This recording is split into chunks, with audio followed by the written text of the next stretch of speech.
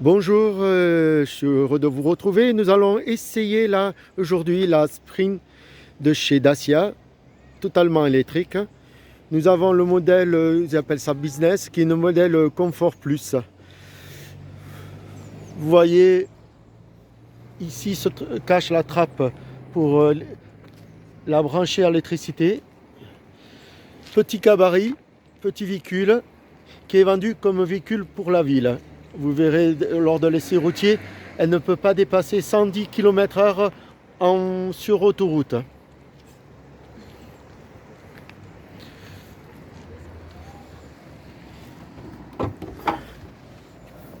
Donc nous avons un coffre avec le câble de recharge sur 220 et le câble sur Wallbox qui coûte aux alentours de 200 euros, c'est une option.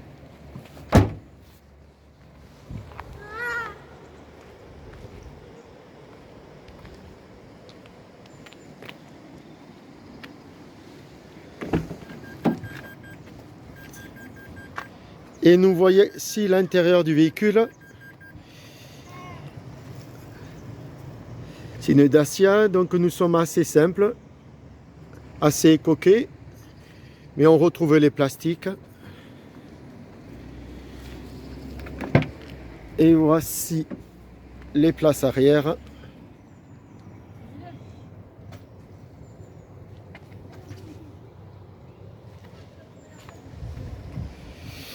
Nous allons faire un essai routier entre Gand et Tarbes, un peu d'autoroute, de la nationale et de la ville. Voilà le tableau de bord, un tableau de bord assez complet. À part le principe du petit bouton à droite pour défiler la moyenne ou la consommation instantanée. Sinon, très pratique de lecture. Nous avons à côté sur ce modèle le navigateur que connaissent les gens de chez Dacia, qui ont des Dacia. Voilà, une avec clim, non automatique bien sûr. Un vide-poche, suivi du pommeau pour avant, arrière et neutre.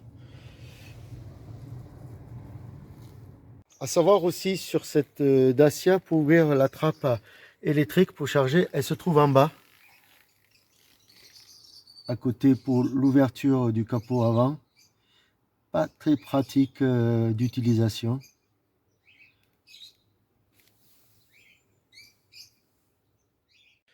Voici le coffre de la Dacia Spring.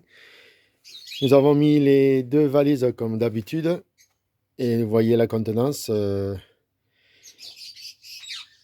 ce coffre. Bon, c'est un petit coffre, mais il va pouvoir vous amener en week-end avec une petite valise et une valise de taille moyenne. Nous profitons aussi pour vous faire une vidéo du moteur. Voilà.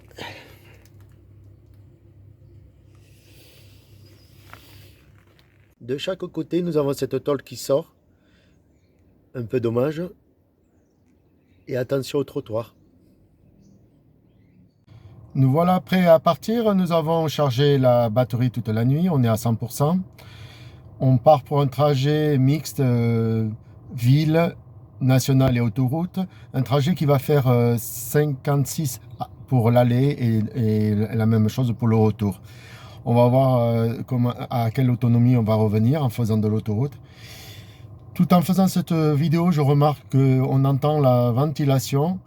Je suis à vitesse 1 et quand on l'entend assez bruyamment pour ce type de véhicule. Voilà.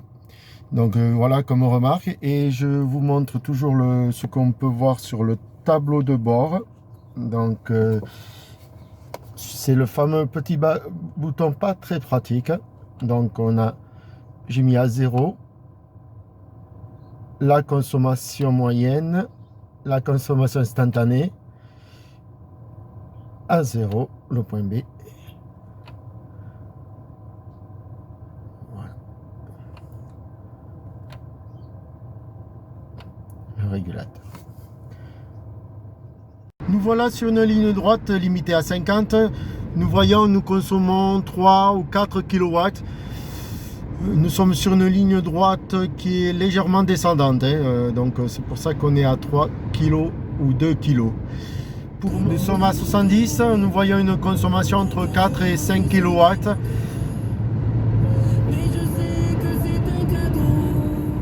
Voilà, nous sommes stabilisés à 80 km/h et nous avons une consommation autour de 8 kilowatts sur une ligne droite entre Pau et Soumulu. Nous voilà à 130 sur l'autoroute entre Soumulu et Tarbes. On a une consommation de 27 kilowatts. On a du tremblement au niveau du volant. C'est vrai qu'elle est indiquée pour aller jusqu'à 110, non, mais elle fait bien du 130.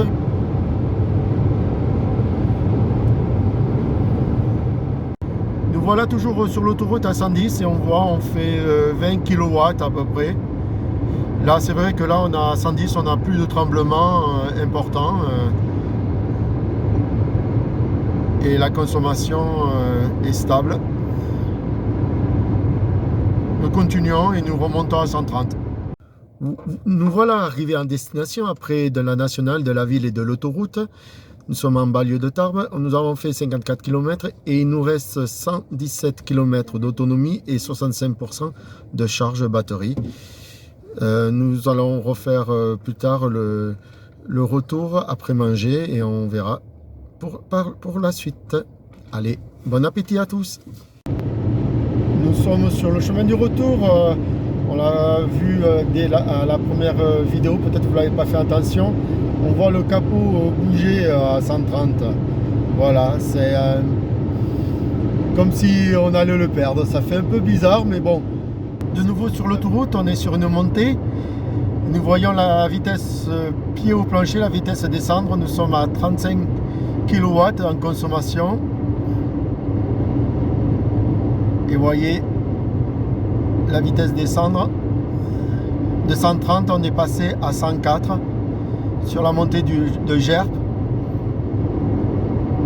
Et nous voilà arrivés à la fin de la montée et on reprend de la vitesse. Et on va repasser jusqu'à 130.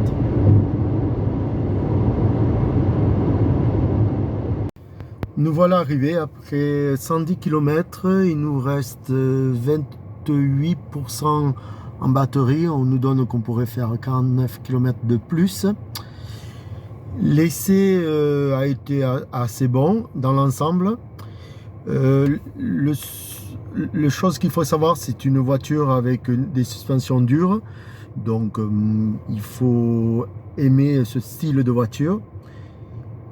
Et la recharge qui se fait, le frein moteur, ce qu'on appelle le frein moteur pour un moteur thermique, est moins important que certaines voitures électriques que j'ai déjà essayé. Mais bon, c'est juste une habitude à prendre. Voilà pour l'essai et j'espère vous retrouver bientôt. À l'heure actuelle, il faut compter un peu plus de 15 000 € pour la version de base. Elle va bien répondre à vos besoins si vous en avez besoin pour l'urbain, l'extra-urbain ou partir un petit week-end à 200 km de la maison ou un peu moins si vous prenez l'autoroute. Sinon, elle est agréable, le look peut plaire ou pas et voilà. Donc dans l'ensemble, vu dans l'ensemble à l'heure actuelle, c'est une bonne petite voiture. Je voulais remercier Renault Pau, route de Tarbes, qui m'a bien voulu me prêter pour l'essai et pour pouvoir faire cette vidéo. Et